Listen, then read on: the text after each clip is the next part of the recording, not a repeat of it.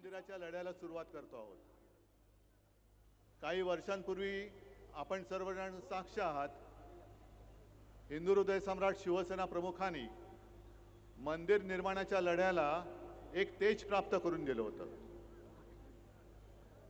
आज मला थोडं नाही म्हटलं तरी वाईट वाटते की मंदिर उभं जरूर राहिलं, पण नवा लढा जो म्हणतोय तो त्या मंदिराच्या रक्षणाचा आपल्याला सुरू करावा लागतोय।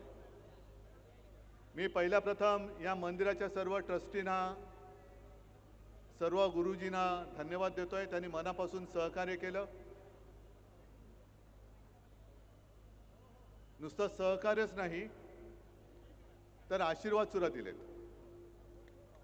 आणि या कार्यक्रमासाठी ज्या ज्या शिवसैनिकांनी मेहनत केली त्यांना सुद्धा मी धन्यवाद देतोय। संजय राऊत तर सोबत आहेतच। आज सकाळी संजय राऊतांचा फोन आला, मला म्हणाले उद्धव टेलिप्रॉम्प्टर ठेवायचं का?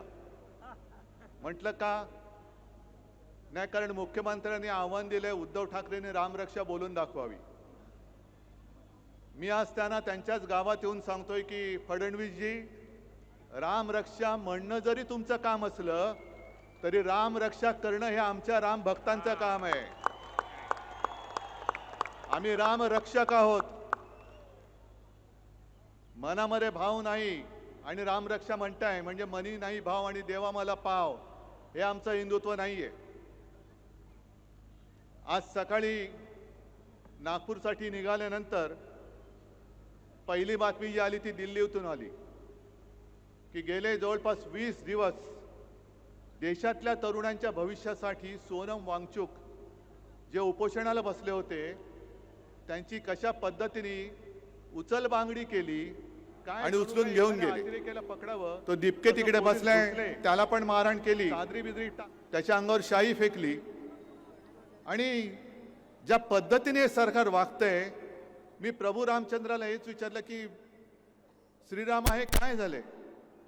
ज्या भाजपनी तुझ्या नावाने मत मागून सत्ता मिळवली त्या भाजपच्या अंगात श्रीरामाच्या ऐवजी सैतानाचा आत्मा घुसलाय की काय? हे यांचं माणुसकी गेली बाजूला, पण यांच्यातला सैतान कसा काय जागा झाला? एवढे कसे सत्ता पिपासू झाले?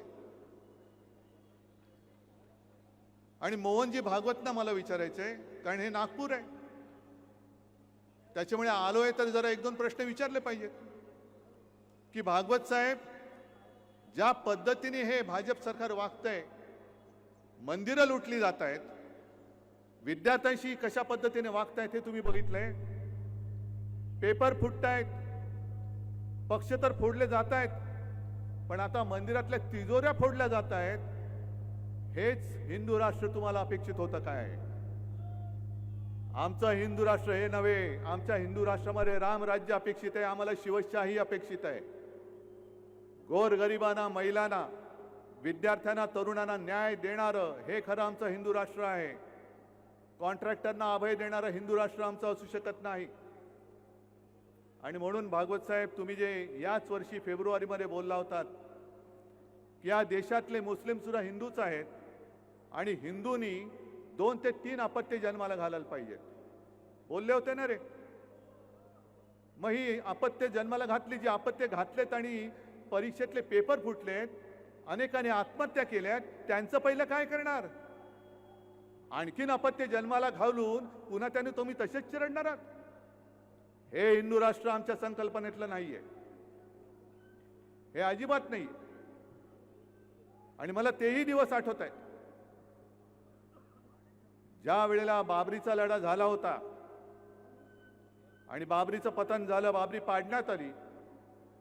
हे आज सत्तेवर बसले त्यापैकी एकही कोणी छाती पुढे काढून आला नव्हता, तेव्हा फक्त एकमेव हिंदू हृदय सम्राट उभे राहिले होते। कारण भाजपवालेच तेव्हा म्हणत होते की हे आमचं काम नाही, असेल तर शिवसैनिकांचं काम असेल। मला वाटतं संजय राऊत तुम्ही फोन केला होता, कारण मी स्वतः तेव्हा बाळासाहेबांच्या बाजूला उभा होतो। मला माहित नाही पलीकडे कोण आहे, म्हणजे संजय राऊत आहेत का? मला एवढं कळलं एक पत्रकार आहेत।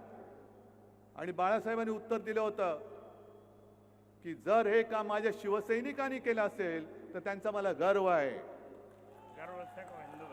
गर्व से कहो हम हिंदू है, ही घोषणा त्यांनी बुलंद केली होती।